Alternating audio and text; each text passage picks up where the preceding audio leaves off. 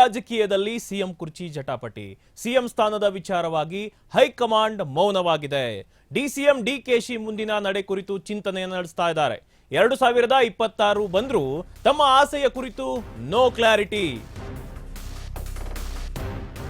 ರಾಜ್ಯ ರಾಜಕೀಯದಲ್ಲಿ ಸಿಎಂ ಕುರ್ಚಿ ಜಟಾಪಟಿ. ಸಿಎಂ ಸ್ಥಾನದ ವಿಚಾರವಾಗಿ ಹೈಕಮಾಂಡ್ ಮೌನವಾಗ್ಬಿಟ್ಟಿದೆ. ಡಿಸಿಎಂ ಡಿಕೆಶಿ ಮುಂದಿನ ನಡೆ ಕುರಿತು ಚಿಂತನೆಯನ್ನು ನಡೆಸುತ್ತಿದ್ದಾರೆ. 2026 ಬಂದರೂ ಕೂಡ ತಮ್ಮ ಆಸೆಯ ಕುರಿತು ನೋ ಕ್ಲಾರಿಟಿ. ಇನ್ನು ಕ್ಲಾರಿಟಿನೇ ಸಿಗ್ತಾ ಇಲ್ಲ.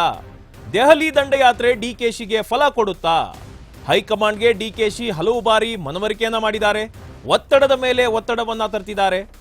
ಒತ್ತಡಕ್ಕೆ ಮಣಿದು ಸಿಎಂ ಡಿಸಿಎಂಗೆ ದೆಹಲಿಗೆ ಕರೆಸಿಕೊಳ್ಳುವ ಸಾಧ್ಯತೆ ಇದೆ. ಬಜೆಟ್ ಅಧಿವೇಶನಕ್ಕೂ ಮುನ್ನ ದೆಹಲಿಗೆ ಹೈಕಮಾಂಡ್ ಬುಲಾವ್ ಸಾಧ್ಯತೆ. ಇತ್ತ ಬಜೆಟ್ ಅಧಿವೇಶನಕ್ಕೆ ಸಿದ್ಧವಾಗ್ತಾ ಇದ್ದಾರೆ ಸಿಎಂ ಅವರು. ಸಿಎಂ ಡಿಸಿಎಂ ಕರೆಸಿ ಹೈಕಮಾಂಡ್ ಚರ್ಚೆ ನಡೆಸೋ ಸಾಧ್ಯತೆ ಇದೆ.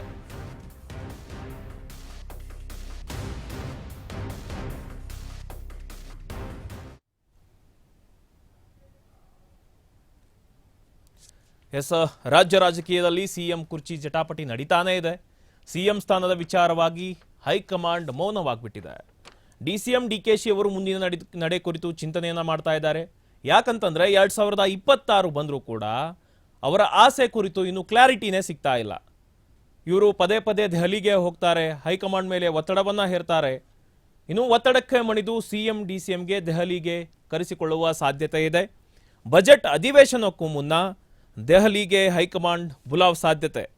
ಇತ್ತ ಬಜೆಟ್ ಅಧಿವೇಶನಕ್ಕೆ ಸಿದ್ಧವಾಗ್ತಾ ಇದ್ದಾರೆ ಸಿಎಂ ಸಿದ್ದರಾಮಯ್ಯನವರು. ಸಿಎಂ ಡಿಸಿಎಂ ಕರೆಸಿ ಹೈಕಮಾಂಡ್ ಚರ್ಚೆಯನ್ನ ನಡೆಸೋ ಸಾಧ್ಯತೆ ಕಾಣ್ತಾ ಇದೆ.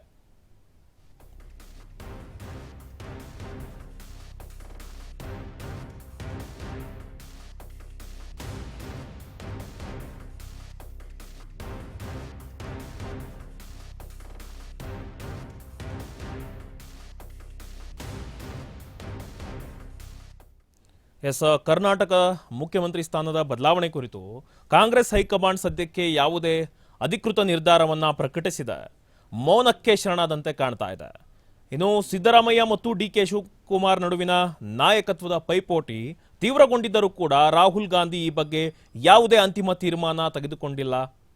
ಇತರ ರಾಜ್ಯಗಳ ಚುನಾವಣೆಗಳ ಹಿನ್ನೆಲೆಯಲ್ಲಿ ಕರ್ನಾಟಕದಲ್ಲಿ ಅಸ್ಥಿರತೆ ಉಂಟಾಗಬಾರದು ಎಂಬುದು ಹೈಕಮಾಂಡ್ನ ಉದ್ದೇಶ ಎನ್ನಲಾಗ್ತಾ ಇದೆ.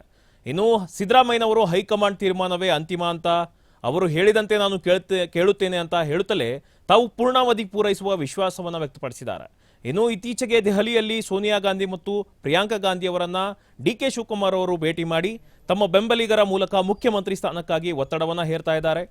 ಇನ್ನು ಒಂದ್ ಕಡೆ ಸಿಎಂ ಬಣ ಇವತ್ತು ವಿದೇಶಿ ಪ್ರವಾಸಕ್ಕೆ ಕೂಡ ಹೋಗ್ತಾ ಇದೆ. ಹೈಕಮಾಂಡ್ಗೆ ಒಂದು ರೀತಿಯ ಸಂದೇಶವನ್ನು ರವಾನಿಸುವ ತಂತ್ರ ಅಂತ ಕೂಡ ಇದನ್ನ ವಿಶ್ಲೇಷಿಸಲಾಗ್ತಾ ಇದೆ.